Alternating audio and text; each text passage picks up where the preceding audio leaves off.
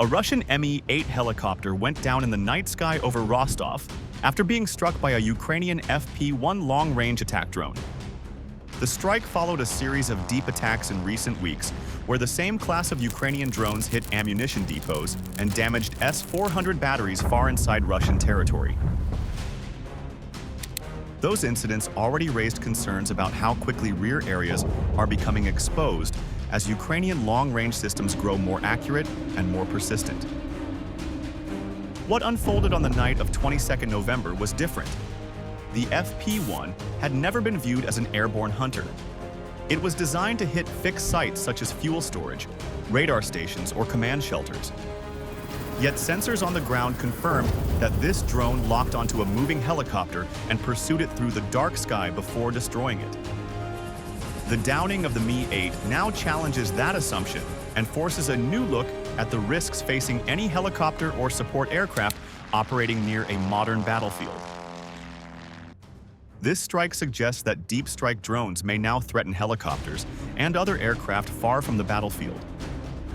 It signals a shift in how deep strike drones can be used and warns every air force that older ideas about safe distances may no longer apply in a war shaped by cheap precision systems and rapid innovation. The Russian Mi-8 helicopter, a robust utility aircraft adapted for counter-drone operations, was diligently patrolling the skies over the Rostov region when its sensors detected a small, fast-moving heat signature. This area is a critical hub for Moscow's logistics, concentrated with valuable ammunition depots and strategic radar sites, making routine anti-drone surveillance by these aircraft an absolute necessity. The helicopter crew was conducting what had become a tedious, though essential duty, hunting for the ubiquitous, low-cost Ukrainian UAVs that relentlessly plague Russian rear positions.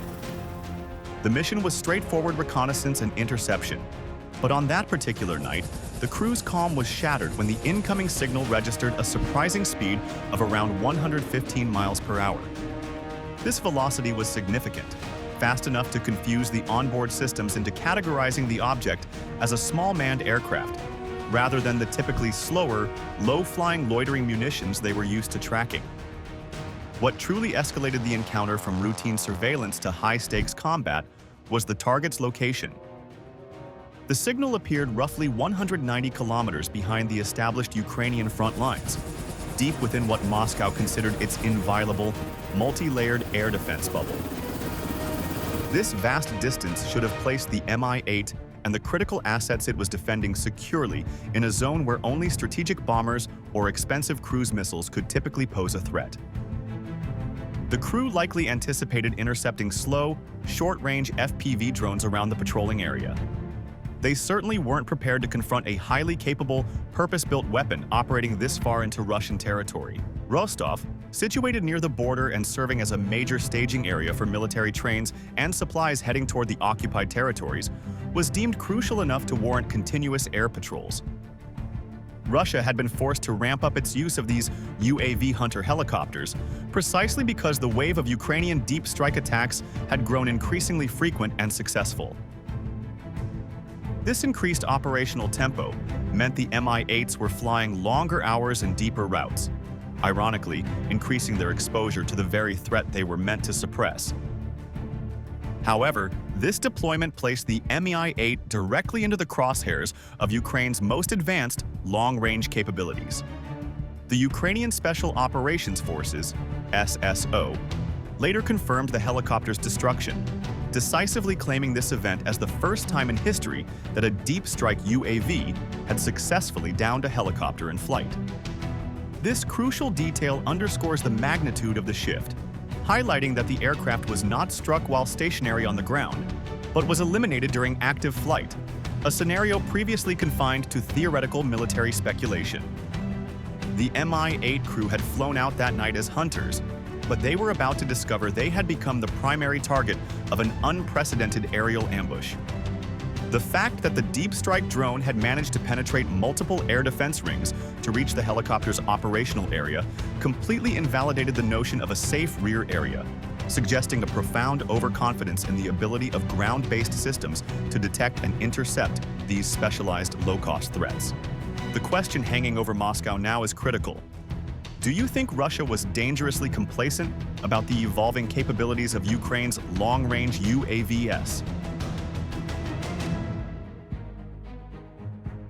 The FP1 revealed itself as a new kind of threat because it behaved in a way that broke every rule pilots had come to expect from long-range drones. The craft moved with steady intent as it closed in on the My-8, and its flight path showed no sign of fear or hesitation. The helicopter crew believed at first that they were dealing with a small reconnaissance drone, yet this assumption collapsed when the FP1 took a direct position behind the tail section where the exhaust and rotor met. The drone's calm pursuit created a serious problem because it suggested the use of sensors that usually appear on guided weapons rather than basic unmanned aircraft. The Mi-8 pilots now faced a drone built for deep attack missions that could travel up to 1,600 kilometers and still retain enough energy to hunt a moving aircraft. The FP1 surprised the crew further because it did not try to hide from radar and instead presented a clear signature as it approached the helicopter. Light from its optics reflected across the sky as it tried to secure a firm reading of the helicopter's engine area.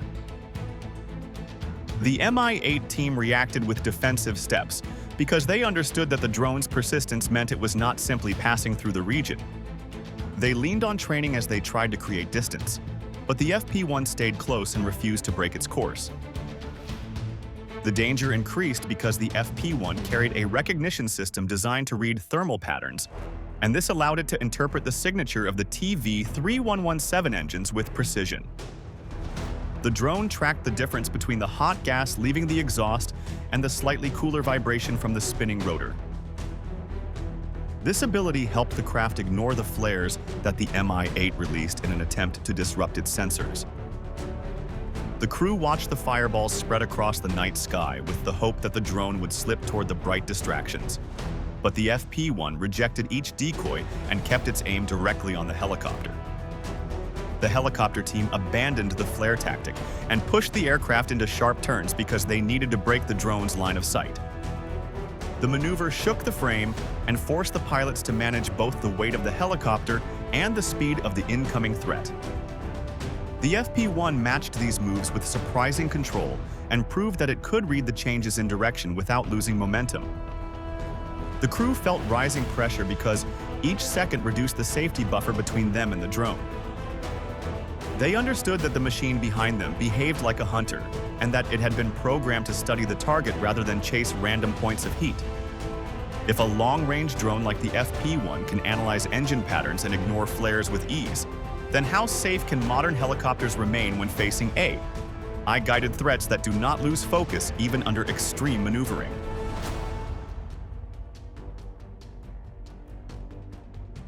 The chase between the Mi-8 and the FP1 turned into a tense mid-air struggle because every move from the helicopter was met with a stubborn answer from the drone. The crew tried to shake the threat by shifting the flight axis again and again, and each turn pushed the aircraft into sharp angles that strained both the frame and the pilots. The night sky lit up with waves of flares as the Mi-8 tried to confuse the drone's sensors, yet the FP1 held its course and refused to break its pursuit. The helicopter team understood that they were now fighting a machine that did not react like older drones, since it processed movement through thermal readings rather than simple heat flashes. The pressure grew because the Mi-8 had to rely on door gunners who leaned out with a PKT machine gun to fire short bursts toward the approaching drone. The helicopter shook during each turn, and the wind dragged across the open side. And this made aiming extremely difficult because the FP1 presented a tiny target that moved with quick and steady speed. The tracers cut across the gap between the two aircraft, and the gunners hoped to slow the threat long enough for the pilots to gain distance.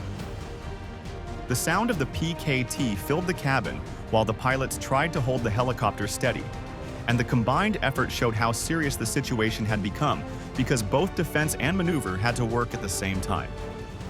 The drone took several hits as the PKT rounds clipped the body, yet the FP1 stayed intact because the composite shell absorbed damage without losing shape. The drone kept tracking the warm air pushed out by the helicopter and followed the thermal line that stretched behind the craft. Each attempt by the Mi-8 to break the path created only a brief pause before the FP1 corrected its course and closed the distance again. The pilots now saw that the drone had entered a state of full commitment and that it would not turn back even after suffering direct damage. The chase became more intense because the helicopter was forced to abandon any attempt to climb or dive sharply, since each dramatic move risked a stall. The situation worsened when the crew realized that they had been drawn away from the original patrol zone. The pressure of the chase had pushed the Mi-8 into a wider arc, and this shift opened space for another threat. At low altitude, a second group of Ukrainian drones crossed the defensive line because the helicopter was no longer in a position to intercept them. The FP1 had unknowingly taken on the role of bait because its pursuit stretched the Mi-8 across the sky and removed the only mobile shield standing between the base and the incoming wave. The defenders on the ground were now dealing with a narrow window because the surprise created by the chase allowed the low-flying drones to slip into the route toward Milerovo. If a single long-range UAV can pull a patrol aircraft off its path while another wave advances quietly in the background, then the idea of swarm tactics may soon define how future conflicts unfold. The final strike began with FP1 climbing high above the Mi-8 and locking onto a blind angle that the crew could not cover. The helicopter tried to turn, yet its momentum and the limits of its sensors left it exposed to an attack from directly above. The aircraft carried countermeasures, but they were meant for threats coming from the front or the sides. Once FP1 gained the upper plane, the helicopter became a large target with little room for an escape turn. The drone held its height for a brief moment before it dropped into a steep attack path that pushed the crew into a defensive scramble. The Mi-8 attempted to move into a banking turn, yet the drone had already found a stable glide. The pilots had to manage both the angle of impact and the limited time left to change direction. The shape of the helicopter's rotor system created a wide circle that was easy for the drone to track. The moment the FP1 reached the strike zone, its modular warhead of roughly 60 kilograms detonated at close range. The blast pushed thousands of tungsten balls outward in a dense cloud that expanded across the top of the airframe. This cloud formed an instant barrier of lethal fragments that no light armor could stop. The upper surfaces of the helicopter were never meant to handle such a focused impact, and the results were immediate. The helicopter's powertrain depended on these systems to maintain balance and lift, and once they were damaged, the aircraft began to twist. The pilots struggled to regain control while the rotors lost stability. The frame shook as the tail rotor slowed, and the body of the helicopter turned in a widening spin. Smoke pushed out from the damaged sections, and the crew faced a situation that no emergency checklist could solve in time. The sky around the aircraft filled with debris while the drone's attack pattern reached its end. Some soldiers from the airborne unit inside the cabin rushed to the exit in a desperate attempt to escape the burning airframe. The Mi-8 then entered a rapid fall that showed how quickly a large transport helicopter could collapse under a direct top hit. The explosion that followed marked the close of the engagement and confirmed the effect of a drone that cost only a fraction of a traditional missile system. This single strike raises a serious question about modern warfare.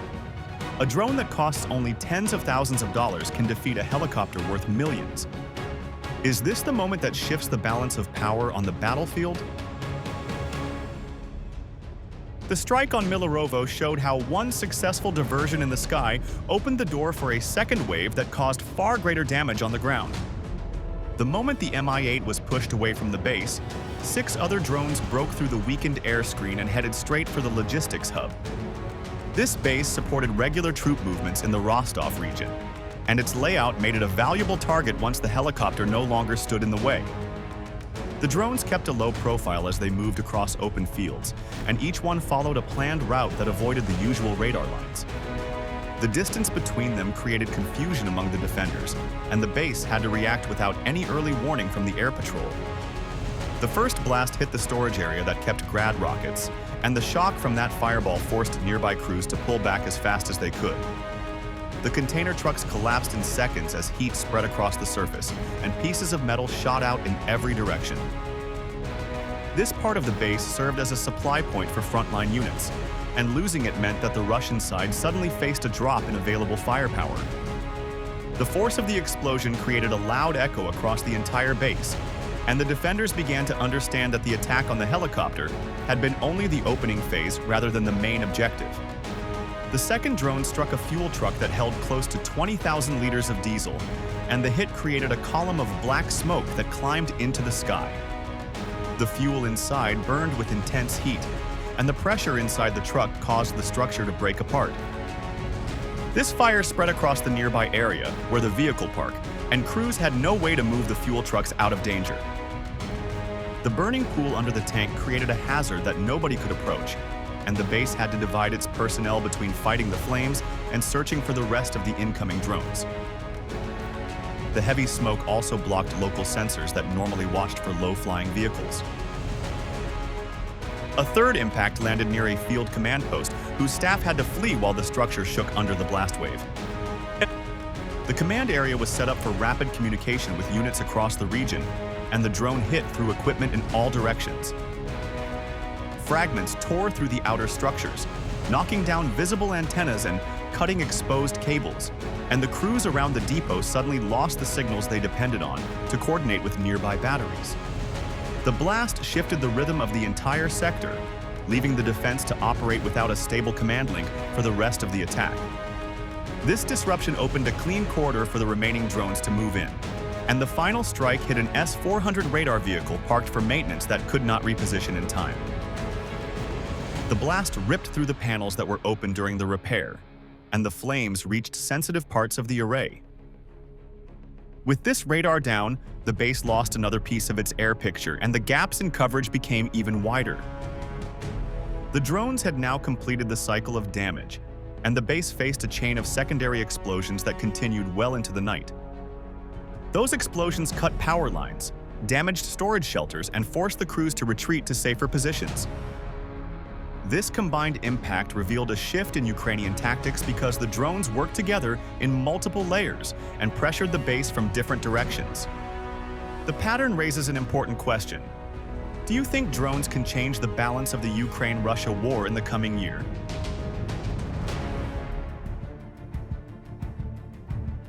A Ukrainian FP1 taking down a Russian Mi-8 deep inside Rostov was not just another headline. It was the moment the battlefield quietly changed shape. A drone built to hit fuel tanks suddenly proved it could hunt a helicopter in the dark. And that single strike opened the door to a chain of attacks that smashed ammo depots, radar units, and even high-end air defenses hundreds of kilometers from the front. The Mi-8 was only the beginning. Across Crimea, Bryansk, and Rostov, the FP1 and FP2 have forced Russia to rethink everything from the cost of keeping helicopters in the air to the safety of S-400 batteries that were once seen as untouchable. These drones now move like a low-cost air force that never tires, never hesitates, and never complains about danger. If a cheap long-range drone can break through layered defenses and hit strategic assets, then no helicopter group, missile system, or radar station is completely safe. How far from the front is far enough when a drone can fly quietly through the night and strike before anyone reacts? The real suspense now lies in who adapts faster. Will Russia close the gaps? Will Ukraine push even deeper? Or will another military apply these lessons in a future conflict that nobody sees coming? If you want to follow how this new drone war unfolds, make sure to like, share, and subscribe to Military Force.